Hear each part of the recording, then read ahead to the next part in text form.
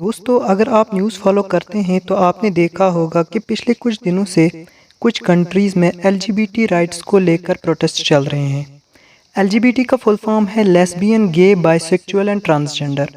جہاں کچھ لوگ LGBT کو ایکول رائٹس دینے کی بات کر رہے ہیں، وہیں کچھ لوگ اس کے سخت خلاف ہیں۔ ایکول رائٹس دینے کا مطلب ہے کہ جیسے ایک مرد اور ایک عورت شادی کر کے رہتے ہیں، ویسے ہی دو مرد یا دو عورتیں شادی کر کے آپس میں رہ سکتے ہیں۔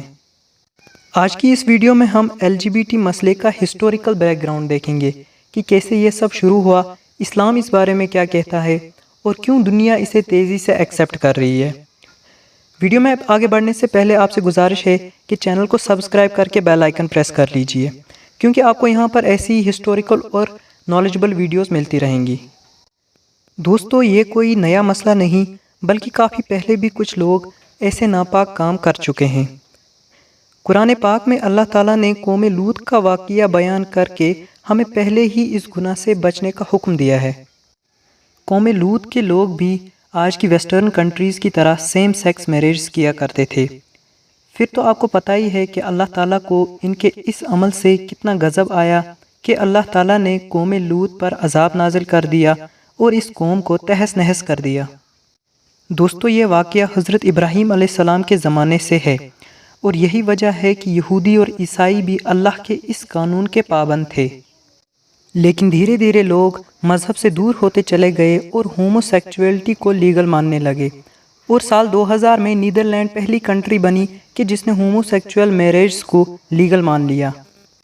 دھیرے دھیرے سبھی یورپین اور ویسٹرن کنٹریز اسے لیگل ماننے لگی، لیکن دوستو مسلمز نے ہومو سیکچویلٹی کو ایکسیپٹ نہیں کیا، جو کہ ایک چیلنج تھا ان سوشل انجینئرز کے سامنے۔ یہ سوشل انجینئرز دنیا کو ایک نئے طریقے سے بلڈ کرنا چاہتے ہیں، جہاں لوگ ریلیجن سے نہیں بلکہ اپنی ذاتی خواہشوں سے فیصلہ کریں۔ لیکن اسلامک ٹیچنگز ان کے سامنے اب بھی ایک بڑا چیلنج ہے۔ 1994 میں کائرو میں ایک کانفرنس ہوتی ہے جس کا مقصد ہومو سیکچویلٹی کو عرب مسلم کنٹریز میں پروموٹ کرنا تھا۔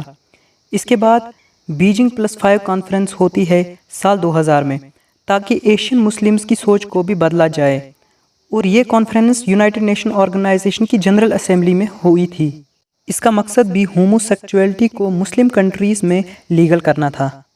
دوستو ان لوگوں کے مطابق سیم سیکس کے لیے فیلنگ ایک نیچرل چیز ہے، اور ان کا کہنا ہے کہ اگر نیچر نے کسی کو ایسا بنایا ہے تو ہمیں بھی اسے روکنا نہیں چاہیے۔ لیکن اسلام اس کو ایکسیپٹ نہیں کرتا۔ اسلام بالکل ہی اس دعوے کو رد کرتا ہے۔ بلکہ اگر آپ تھوڑی سی ریسرچ کریں گے تو آپ پائیں گے کہ ویسٹرن کنٹریز میں ہومو سیکچویلٹی زیادہ ہے، اور ایشین کنٹریز میں یہ بالکل کم ہے، کیونکہ ویسٹرن کنٹریز میں لوگ اسے پروموٹ کر رہے ہیں اور ایشین کنٹریز میں لوگ اس کے خلاف ہیں۔ دوستو یہ ایک مرض کی طرح ہے جو دھیرے دھیرے پوری دنیا میں پھیل رہا ہے، اور اگر اسے روکا نہ گیا تو یہ سب کو اپنی پکڑ میں بھی لے سکتا ہے۔ بدقسمتی سے دوستو نہ صرف نان مسلم کنٹریز بلکہ بہت ساری مسلم کنٹریز بھی ہومو سیکچویلٹی کو ایکسیپٹ کر چکی ہیں، جن میں ترکی بھی شامل ہے، اور حال ہی میں پاکستان میں بھی ہومو سیکچویلٹی کو لے کر ایک بل انٹروڈیوس کیا گیا۔ دوستو ایسا لگ رہا ہے کہ دھیرے دھیرے پوری دنیا عمل قوم لوط یعنی ہومو سیکچویلٹی کو ایکسیپٹ کر رہی ہے۔ بہرحال ہوگا تو وہی جو اللہ چاہے گا۔ آپ اپنے بچوں پر نظر رکھیں اور انہیں اس بڑھتے ہوئے فتنے سے محفوظ رکھیں۔ مجھے دیجیے اجازت، ملتے ہیں پھر کسی انفارمیٹیو اور نالجبل ویڈیو کے ساتھ۔